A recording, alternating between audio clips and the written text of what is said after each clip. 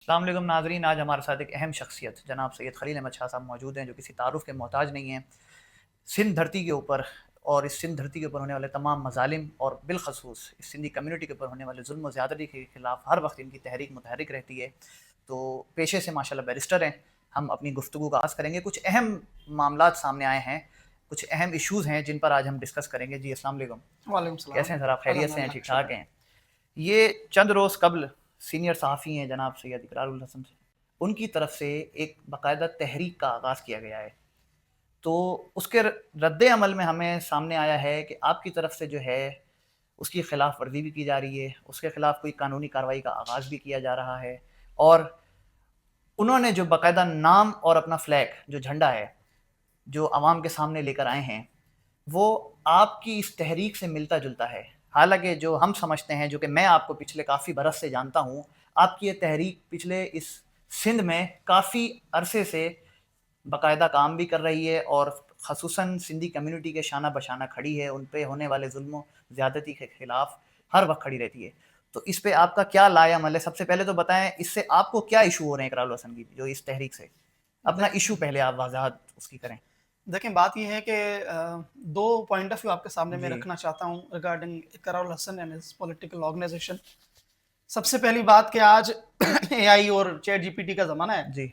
अगर वो नहीं भी हो, तो गूगल बड़ी आसान चीज़ है। अभी जी। आप मेरे से इंटरव्यू ले रहे हैं, मेरे इंटरव्यू के बाद एक छोटा-सा काम कीजिएगा, गूगल पे लिखिएगा अवामी राज तहरीक। ठीक है। अवामी राज तहरीक लिखने के बाद आपको सबसे पहले ये मेरा झंडा नज़र आ जाएगा पीछे। उसके बाद मेरी क़यादत। ट्विटर पे लिखे जाके, फेसबुक पे लिखें, टिकटॉक पे लिखें, यूट्यूब पे मेरी स्पीचेस पढ़ी, लिखेंगे अवामी राज तहरीक में आ जाऊंगा वहां सामने आपके। ठीक है। तो जब या तो उन लोगों ने इतनी भी मेहनत नहीं की कि भाई एक जब हम नाम रख रहे हैं तो किसी और से मुशाहबत तो नहीं कर रहा। मैं आपको छोटा सा मिसाल दे दूं कि अगर कोई दुकान वाला दूध की दुकान भी खोलेगा, देखे यार किसी और का नाम तो नहीं है। कोई बाइक वाला आएगा, वो बेचारा बाइक का मैकेनिक भी देखेगा, किसी और का नाम तो नहीं है। जब आप इतने बड़े इनकलाब की बात करो, वो भी नौजवानों के साथ, और आप एक मिनट बैठ के आपने गूगल भी नहीं किया होगा, तो ये बात मैं तस्लीम करने के लिए तैयार नहीं हूं। अब मेरा दूसरा ओपिनियन ये है, चले अगर वो कहें हमने नहीं किया, ये तो उनकी नेग्लिजेंस है। दूसरा मेरा ओपिनियन ये है कि उन्होंने देखा होगा और फिर भी इग्नोर किया। मुझे बड़ा शिकवा है इस मामला के ऊपर पंजाब से, खास तौर पे वो लोग जिनकी शुरुआत पंजाब से होती है। वो समझते हैं अगर सिंध की पार्टी तो कोई इशू नहीं है, क्योंकि हम तो उनकी नजर में हम कोई चीज ही नहीं है ना। हाँ, अगर कोई पंजाब की पार्टी होती फिर फोकस करते, वो गले पड़ जाते। तो वो तो मैं समझता ही नहीं है कुछ। उनको पता है इनका हम पानी भी ले जाएंगे, हमें कोई इशू नहीं है, कोयला ले जाएंगे कोई इशू नहीं है, गैस ले जाएंगे कोई इशू नहीं है, इनकी जमीनें ले जाएंगे कोई इशू नहीं है। तो पार्टी क्या चीज है भाई, वो तो हम यूं ले जाएंगे। तो इन्होंने इस तरह से हल्का ही लिया होगा, मैं आपको यकीन के साथ कहता हूं, अदरवाइज इतनी बड़ी नेग्लिजेंस नहीं होगी। चले अगर ये नेग्लिजेंस थी, मैंने इतना अपना मौकिफ उठाया। इकरार अल हसन साहब ने मुझे, अभी मेरे साथियों ने बताया, उन्होंने 22 घंटे पहले कोई मेरे प्रोफाइल पे आके बड़ा ही डिटेल सा जवाब दिया है। तो मेरे भाई ये कहते हैं कि यार मुस्लिम लीग नून भी है, क्यों भी है। मेरे भाई यही तो फर्क समझना है आपको। हम कभी भी नहीं चाहते, जो अब आपके सवाल के जवाब पे आ रहा हूं, मुझे इशू क्या है? मुझे इशू ये है कि इकरारुल हसन आते ही pro establishment, pro government agenda के साथ आया हुआ है। वो कैसे, मैं आपको बताता हूं। आप उनकी प्रेस कॉन्फ्रेंस देख लें। वो प्रेस कॉन्फ्रेंस में मौसूफ कहते हैं कि जी हमें जितना भी मसला है वो एक कैदी के साथ है जो कैद में पड़ा हुआ है। दुनिया का कौन सा इनकलाबी है, दुनिया का कौन सा ऐसी रेवोल्यूशन तारीख में आई हुई है जिसमें कोई रेवोल्यूशन ये कहता हो जो हुकूमत कर रहा है उससे इशू नहीं है, जिसको हुकूमत ने जेल में डाला मुझे उसके साथ बड़ा इशू है। तो ये कौन सा इनकलाब है? अभी इनका जो मौकिफ ये आ रहा है और हमारा नाम इनके नाम के एक साथ है, तो शायद लोग समझेंगे जी जिस तरह इनको लॉन्च किया गया है, शायद अवामी राज तहरीक वालों को भी इतना अर्सा पहले लॉन्च किया गया था। कप्तान नहीं, हमारी पूरी सियासत का महवर और मरकज, अगर सिंध की बात करेंगे तो हम एनटीपीपी रहे हैं। आप अगर सिंध की बात करेंगे हम एनटीएमक्यू में रहे। क्यों? उनके साथ भी कोई जाती तजाद नहीं है मेरा। तजाद क्या है भाई, 17 साल से हुक्मरानी करके तुमने शहर का बेड़ा गर्क किया हुआ है, तुमने गांव का बेड़ा गर्क किया हुआ है। एक तरफ डाकू राज है, दूसरी तरफ दहशतगर्द राज है। क्या तुमने सिंध का बेड़ा गर्क किया? तो अब रोल क्या हो गया जी, हम एंटी गवर्नमेंट है। मीनवाइल हमें कुछ एस्टैब्लिशमेंट की पॉलिसी से भी इतराजात हैं। आप मीडिया के ऊपर कज्जन लगा दें, आप कॉन्स्टिट्यूशनल कोड बनवा दें, फिर उसके बाद आप वकला के लिए कोशिश करेंगे जी इनको दबाएं, सियासी लोगों को आप जेलों में डालें, तो मैं तो बात करूंगा, मैं तो पॉलिटिकल वर्कर हूं। तो इकरारुल हसन साहब तो एक प्रो एस्टैब्लिशमेंट और प्रो गवर्नमेंट पार्टी के तौर पे आ रहे हैं। कल ये रिजेंबल करेंगे तो जाहिर सी बात है लोग मेरे ऊपर सोचेंगे। एक और आपको इंटरेस्टिंग फैक्ट बताता हूं। देखिए, आपने अवामी राज तहरीक का नाम तो चले ठीक है, अवाम राज कर दिया, मुखफिफ एब्रीवेशन क्या आपको पता यूज कर रहे हैं? एआरटी। जो 10 साल पहले मेरे झंडे के ऊपर लिखा हुआ एआरटी वही इस्तेमाल हो रहा है। चांद तारा भी वही हो रहा है। कितना अरसा हो गया आपकी इस तहरीक? सर हमारी जो बुनियाद है 2007 की है। ठीक है। हमने यूथ बेस्ड एक ऑर्गेनाइजेशन बना दी आईएसएफ के नाम से, वो इमरान खान वाली आईएसएफ नहीं, मैं कभी किसी दूसरी पार्टी का ऐसा नहीं रहा हूं। उस आईएसएफ को 2007 से लेकर 15 तक हमने चलाया, फिर हमने उसको कन्वर्ट किया एआरटी अवामी राज तहरीक के अंदर। बुनियाद 2007, फिर 15 में ऑफिशियली हमने इसको किया। 17 में मैं 2 मरतबा इस्लामाबाद गया हूं, हमारा आइन वहां पे अप्रूव हुआ हुआ है, कॉपी मुझे रिसीव की हुई है। लास्ट इवन हमारी जो करस्पॉन्डेंस है वो हमने मियां अल्लाह सबासी हमारे एक जनरल सेक्रेटरी हैं, उन्होंने टेक करके इनको इकरार साहब को रखी हुई है कि भाई ये देखो ये मरासला इलेक्शन कमीशन का आया हुआ है, हमारा लेटर गया हुआ है, उनका आया हुआ है, कुछ चीजें हमारे रजिस्टर्ड है आपकी इलेक्शन वो कमीशन तात्तुल का शिकार है, वो सारा ठीक है। करस्पॉन्डेंट हमने उसके अंदर रखा हुआ है, प्रोसीजर कंटिन्यू है, चल प्रोसीजर रहा है। कंटिन्यू है। अच्छा, लेकिन एक मरतबा आप इसको ऐसे भी सोच लें, चले अगर मैं नहीं भी होता इस प्रोसेस के अंदर, पाकिस्तान के अंदर ईसीपी के रूल्स ये कहते हैं कोई ऐसी पार्टी जो इलेक्शन कंटेस्ट करना चाह रही है उसको हिस्सा होना लाजमी है, वरना नहीं कर पाएंगे क्योंकि वो अलॉट वो करते हैं। पाकिस्तान के अंदर कुछ लेफ्ट की तंजीमें हैं, कुछ नेशनलिस्ट ऑर्गेनाइजेशंस हैं जिनके हजारों मेंबरान हैं, वो ईसीपी का हिस्सा नहीं होती हैं। ठीक है। तो क्या अब मैं उनका नाम चोरी करूं जाके क्योंकि वो ईसीपी का हिस्सा नहीं है? तो इनकी ये दलील भी यहां रद्द हो जाती है कि आपने मॉरल, मैं सियासत करने जा रहा हूं, एक मॉरल ग्राउंड बनता है मेरा। मैं आपको बताऊं, इकरार साहब ने मेरी एक वीडियो अभी रखी हुई है अपने वॉल के ऊपर, कहीं कमेंट में उन्होंने कहा है जी आपने खुद कहा है कि जी एक पार्टी रिजेंबलेंस रख रही थी। अब मेरा रोल क्या था जब मैं इलेक्शन कमीशन गया 2017 के अंदर, पाकिस्तान अवामी राज पार्टी थी वहां पे, ठीक है। अब जो मॉरल ग्राउंड इन्होंने अप्लाई नहीं किया, मैंने किया, हमारा नाम भी यही था, तो हमने कहा यार ये अच्छी बात नहीं है क्योंकि उन्होंने ऑलरेडी पार्टी नाम दिया हुआ है, हमने उसको तहरीक किया, हमने अपना वर्ड स्टार्ट कहां से किया, अवामी राज से किया, पाकिस्तान आगे गया, पूरे उस लवाजमात को पूरा किया ताकि ऐसा ना हो कि वो कोई तंजीम कल ये कहे यार आपको पता था हमारा नाम एग्जिस्ट करता है। तहरीक और पार्टी का लफ्ज मुखाफिफ भी चेंज कर देता है, वो एआरपी बन जाता है, फिर पाकिस्तान शुरू में नहीं आखिर में बन जाता है, तो बहुत बड़ा फर्क है। और मीनवाइल वो पार्टी भाई जम्बी हो गई थी दूसरी तंजीम के साथ, ठीक है, वो भी हमें पता था कि वो जो दोस्त चला रहा था पार्टी, तो उसने बाद में किसी और तंजीम के साथ जाके शमूलियत कर ली। अब सिर्फ पाकिस्तान के अंदर अवामी राज हमारे पास है, उसके लिए हम काम कर रहे हैं। लफ्जों लोगों के जबान पर भी अवामी राज तहरीक ही है या एआरटी है, इन्होंने उसको अवाम राज तहरीक से जो है नाम अपना मुंसलिक कर दिया है। ये कोई ज्यादा बड़ा फर्क नहीं है, इसको आप भरपूर तरीके से चैलेंज करेंगे क्योंकि आप माशाल्लाह पेशे से बैरिस्टर हैं। और ये जो आपकी अवामी राज तहरीक है ये सैकड़ों भी नहीं, ये हजारों मेंबर्स पर मुश्तमिल एक जमात है जो पिछले बहुत बरसों से जो है बिलखसूस सिंध के अंदर जो है ये मुतहर्रिक है, काम कर रही है। तो इस पे आपका कानूनी लायामल अभी आप किस तरफ जाने वाले हैं? अपनी आप बतौर लॉयर आप इस चीज़ को टैकल करेंगे या अपनी जो आप इस अवामी राज तहरीक के चेयरमैन हैं अपने मेंबर्स की सपोर्ट के साथ आप इस जो है इसके खिलाफ जो अपना लायामल सामने लाएंगे? क्या आपका अभी का सामने आने वाला लायामल इसके ऊपर? एक छोटी सी बात करना चाहूंगा आपके सवाल से पहले। आज एक बहुत अच्छा चैनल है सहाफी, वो इंटरव्यू ले रहे थे मेरा, तो उन्होंने अवामी राज तहरीक करके ही मेरे इंटरव्यू लेते आप ले रहे हैं, उन्होंने अवामी राज तहरीक कहते क्या इकरार हुसैन की पार्टी है। अब वो बेचारा मेरा इंटरव्यू ले रहा है, उसको पता भी है, मतलब इस तरह रिजेंबलेंस है। एक और पेज है अराउंड 1 मिलियन के फॉलोवर है, मेरे पास पड़ा हुआ है, आपको दिखाऊंगा, मैंने उसका स्क्रीनशॉट लिया हुआ है। उन्होंने भी हमारी पार्टी का नाम अवामी राज लिख के इकरार हुसैन साहब का फोटो लगा दिया। तो पहली बात तो यह है इकरार साहब को समझना चाहिए कि इतनी क्लोज रिजेंबलेंस, यही सही मिक्सअप हो गया, यही सही जंग आपने स्टार्ट लिया, जंग शुरू हो गई है।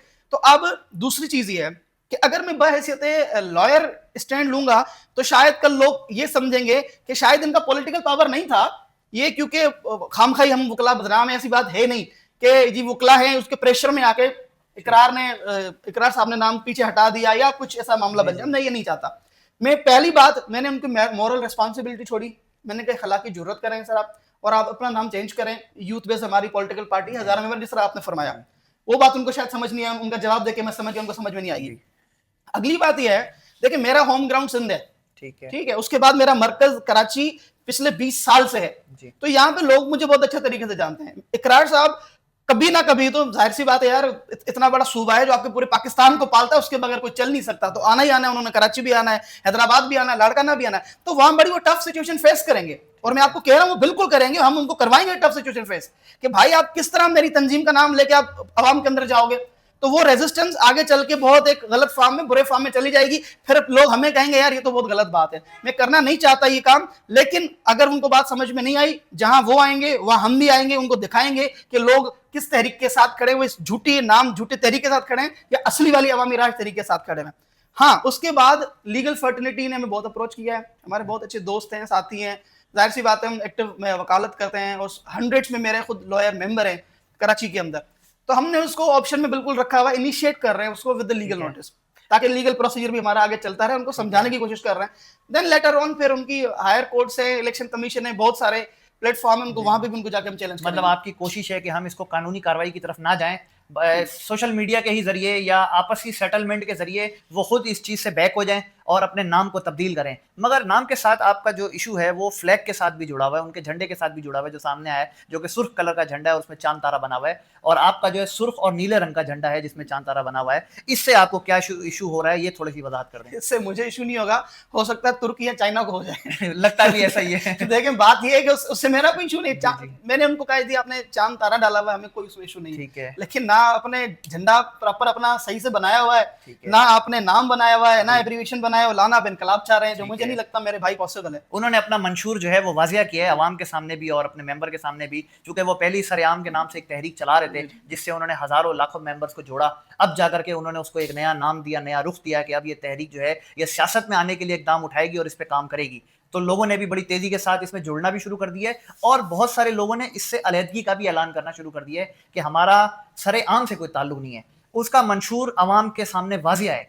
आपका अवामी राष्ट्र तहरीक का मंशूर क्या है, वो थोड़ा इस देखिए, हमारा मंशूर इस भाई की तरह ये नहीं है कि आप नौजवानों को मिसगाइड करें, गुमराह करें। मैं आपको पहले ये कहूं कि जी आप सरेआम की मीडिया की टीम उसमें शामिल हो जाएं, फिर जब लगे यार अब ये 2-3 हजार लोग बने, आओ मेरी पार्टी में आ जाओ।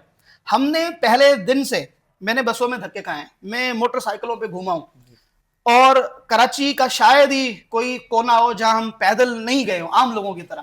तो हमने 20 साल में जो हजारों अपने स्टूडेंट्स, लॉयर, ये मजदूर तबका बनाया, मेहनत से बनाया। हमने झूठ बोल के नहीं बनाया। ये चले मैं कहूं आए पहले लॉयर की वेलफेयर करते हैं, 1000 वकला मेरे पास आ जाए, फिर मैं पार्टी में चला जाऊं। और मेरे भाई, मैं 20 साल से एक सियासी वर्कर हूं, I am a political worker. तो उनमें हमें सबसे पहली बात ये फर्क है। अब हम क्या चाहते हैं, देखें, फ्यूडलिज्म के खिलाफ सबसे पहले हमें पाकिस्तान के अंदर ये वाज़ेह चीज मौजूद है कि हमने एक लिमिट के ऊपर जमीनें नहीं रखनी है। आज तक अमल दरामद क्यों नहीं हुआ? और मजे की बात बताऊं आपको, ये फ्यूडल लॉर्ड्स आए क्यों थे सियासत के अंदर? ये डर के आए, ऐसा ना हो कि मुझ जैसा कोई आम बंदा आके, कोई मजदूर आके सिविल बैठे और हिसाब करे कि तुमने हजारों एकड़ जमीन कहां से लाए हो भाई, ये तो कानून में ही नहीं है। तो हम लैंड रिफॉर्म्स की तरफ जाना चाहते हैं और शहरी एरियाज की तरफ। देखिए, हमने 500 दुनिया की सबसे बड़ी कंपनीज, 500 दुनिया की सबसे बड़ी कंपनीज, जिसके अंदर साउथ कोरिया और ताइवान की भी कंपनीज है। आपको सुन के हैरानगी होगी, पाकिस्तान की एक कंपनी मौजूद नहीं है। एक कंपनी आउट ऑफ 500 कंपनीज, उसमें अगर आप पड़ोसी मुल्क में चले जाओ हैरान हो जाएंगे। उसके बाद एक्सपोर्ट की हालत ये देख लें कि जो एग्जिस्टिंग मार्केट के अंदर, हमारे कराची के अंदर बड़े बड़े ब्रांड्स वो छोड़ के जा रहे हैं, वो कह रहे हमें काम नहीं करना। ऐसा ही है। चैम्बर ऑफ कॉमर्स की मैं प्रेस कॉन्फ्रेंस देख रहा था, 150 के करीब टेक्सटाइल इंडस्ट्री जो है पाकिस्तान में बंद हो गई है। एग्जैक्टली। अब आप देखें, इन इश्यूज पे ना कोई हमारे दही एरिया में देख रहा है कि एक्चुअली इशू क्या है, ना शहरी एरिया में ये देख रहा है कि जी इन बच्चों के साथ रोजगार का इशू क्या है, डेवलपमेंट का इशू क्या है। कराची को इन्होंने खंडरात में तब्दील कर दिया, उस इशू पे कोई बात नहीं करता। और इनको जाली इश्यूज के अंदर फंसाया क्यों जाता है, जाली पार्टीज बनाई क्यों जाती हैं कि वो बात करो जो हम आपके मुंह में डाल लेने वाला, बस वही बात करो। अब हम नहीं करते वो बात। तो मुझे कोई फर्क नहीं पड़ता, मुझे 10 वोट पड़े, मुझे 20 वोट पड़े, सियासत करनी है तो उसूलों की करनी है, किसी के लाउंज पेड पे आके पॉलिटिक्स नहीं करनी है। कल कोई कहेगा हमें याद करेगा, एज ए पॉपुलर लीडर याद ना भी करे, एज ए ग्रेट लीडर याद करेगा। क्योंकि पॉपुलर तो हिटलर भी था, पॉपुलर तो मसलूनी भी था, ये लाखों करोड़ों लोगों के कातिल भी बड़े मशहूर थे। लेकिन लोग याद किसको करते हैं? जो ग्रेट लीडर होते हैं, जो अपनी कौमों की तकदीर तब्दील करते हैं। सर मुझे ये बताइए, आपकी पार्टी का जो मरकज है वो कराची है, आप खुद कराची में रहते हैं, कराची में मौजूद हैं, आपकी तहरीक के सबसे ज्यादा मेंबर भी मैं समझता हूँ कराची में, ऐसा ही है? बिल्कुल सर। तो आप मुझे इस कराची के साथ होने वाली जो जुल्म ज्यादती है, जो समझ लें कि विरासत में कुछ पार्टियों को ये शहर मिला हुआ है जिसको वो खाए जा रहे हैं, उसकी तबाहाली सड़कों पर आप देखते हैं, आप वकालत भी करते हैं, कोर्ट भी जाते होंगे। मैं समझता हूँ आपको अपने घर से कोर्ट जाने तक आपको, अल्लाह माफ़ करे, जो आपका 15 मिनट का सफ़र है वो तकरीबन 1 से 1.5 घंटे में शुमार हो जाता होगा ना।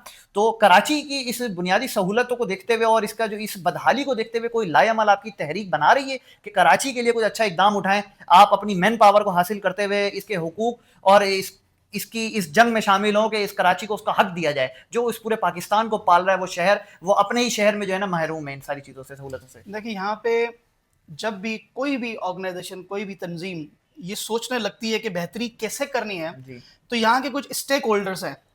कोई भी ऐसी कराची की जमात नहीं है जिसको अगर मैं कराचाइट्स ऑर्गेनाइजेशन कहूँ, जमात इस्लामी का यहाँ एक स्टेक रहा है, ठीक है, एमक्यूएम का तो बहुत वक्त तक स्टेक, अभी तो पीपल्स पार्टी का नंबर आया, पीपल्स पार्टी लूट रही है बैठ के, और कहीं ना कहीं थोड़ा बहुत हकीकी वाले भी एमपीएस की सीट तक आके रह चुके। देखिए इन चारों पॉलिटिकल पार्टीज के सिर्फ बैकग्राउंड में चले जाएं, जी इनका बैकग्राउंड आपको क्या नजर आएगा? फ्यूडलिज्म, लसानियत, या फिर एक मखसूस अपना ही तबका नजर आएगा। जी हम बड़ा होके क्यों नहीं सोचते हैं? तो नौजवानों के अंदर ये जहन में चीज डाली गई है कि सियासत बड़ी बुरी चीज है। अगर मेरे गली के सामने गटर लाइन खराब है तो मेरा काम है ना, मैं आवाज उठाऊं सबसे पहले। मैं क्यों इंतजार करूं किसी और का?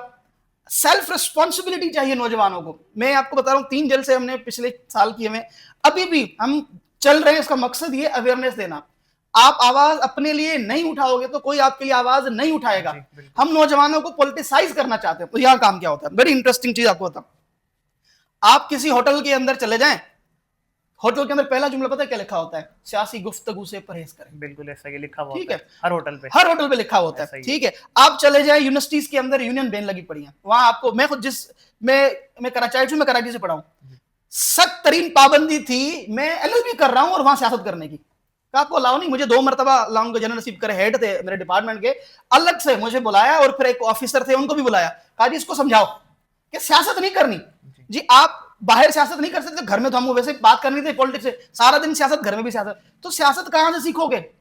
पॉलिटिसाइज कहां से होगा? ये स्टेट का नैरेटिव है कि नौजवान डीपॉलिटिसाइज हो जाए, बात ही ना करे, हम लूटते रहें। और ऐसा ही हो रहा है ऐसा इस ही शहर में। बात अच्छा, करने से लोग डरते हैं, घबराते हैं। बिल्कुल इसी बात। अब उस डीपॉलिटिसाइजेशन के प्रोसेस को हम चेंज कर रहे हैं।